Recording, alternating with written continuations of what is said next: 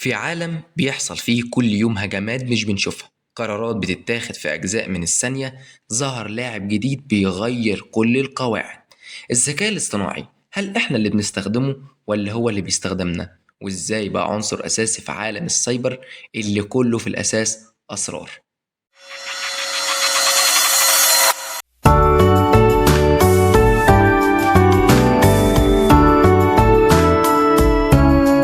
السلام عليكم ورحمة الله وبركاته. أهلا بيكم في فيديو جديد معانا النهاردة على القناة. تخيل معايا في لحظة واحدة ذكاء اصطناعي ممكن يقدر يخترق بنك كامل، يوصل لكل بياناتك ويتحكم في كل حاجة، وكل ده في ثواني معدودة. ده مش خيال علمي، ده يعتبر واقعنا الجديد. أهلا بيكم في عالم التكنولوجيا اللي بيتغير كل يوم. في الفترة اللي فاتت كلنا سمعنا عن نماذج الذكاء الاصطناعي الكبيرة زي تشات جي بي تي، بس في لاعب جديد أو ممكن نقول وحش جديد ظهر في الساحة. كلود اي اي من شركة انثروبيك، ذكاء اصطناعي جديد بيوعد بالامان بس في نفس ذات الوقت بيخوف الخبراء الامنيين.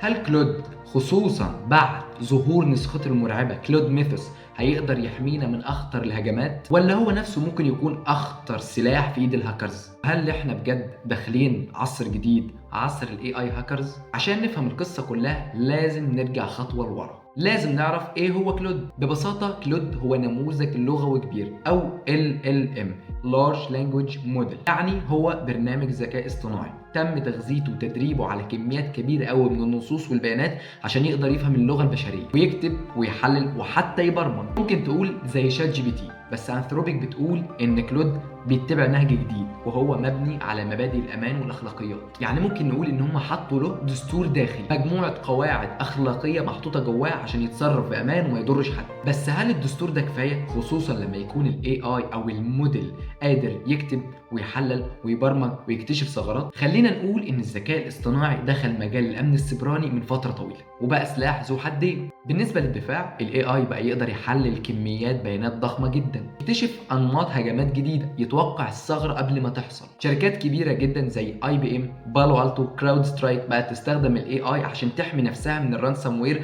والهجمات والثغرات الضاره بالاجهزه بتاعتها. بس في المقابل الاي اي بقى سلاح قوي جدا في الهجوم. الهاكرز بقى يستخدموه عشان يكتبوا اكواد خبيثه، يعملوا هجمات تصيد فيشنج بطريقه مقنعه جدا، وحتى يكتشفوا ثغرات امنيه محدش متوقع انها تكون موجوده اصلا من الاساس. خلينا بقى نروح لنقطه تانية، وهي نقطه الاوتوميتد هاكينج او الهجمات الذاتيه. زمان الهاكر كان بيقعد ساعات وايام عشان يقدر يكتشف ثغره او يوقع الضحيه في مشكله. دلوقتي الاي يقدر يعمل ده كله لوحده. ومش بس كده، كمان هو يقدر يعمل حاجه اسمها vulnerability discovery، يعني يكتشف ثغرات ما كانتش موجوده او ما حدش كان يعرف انها موجوده من الاساس لفتره طويله جدا. في نماذج ذكاء اصطناعي في تجارب معمليه قدرت انها تنفذ هجمات كامله متعدده على شبكات وهميه. يعني مش بس ان هي بتكتشف الثغره، لا ده هي بتستغلها وبتتنقل جوه الشبكه لحد ما توصل للهدف الكبير. تخيل ان في ثغرات عمرها سنين، ممكن توصل ل 27 سنه ما حدش قدر يكتشفها، الاي اي اكتشفها في فتره بسيطه جدا، وده على فكره بيغير قواعد اللعب.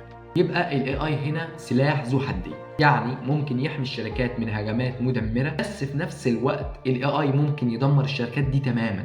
وهنا السؤال اللي بيطرح نفسه، هل احنا رايحين لعصر الاي اي هاكرز؟ خبراء كتير بيقولوا بس مش بس كده. التوقعات بتقول ان احنا هنشوف هجمات اسرع، اكثر تعقيدا، واصعب في الاكتشاف من زمان. في النهايه كلود اي اي بكل قدراته المهوله بيحطنا قدام سؤال مهم جدا، هل التكنولوجيا اللي احنا بنبنيها عشان تحمينا هي بنفسها اللي ممكن تدمرنا؟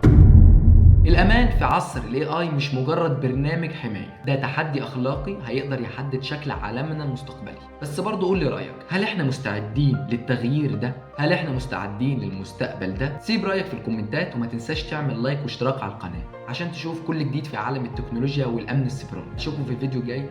السلام عليكم ورحمة الله وبركاته.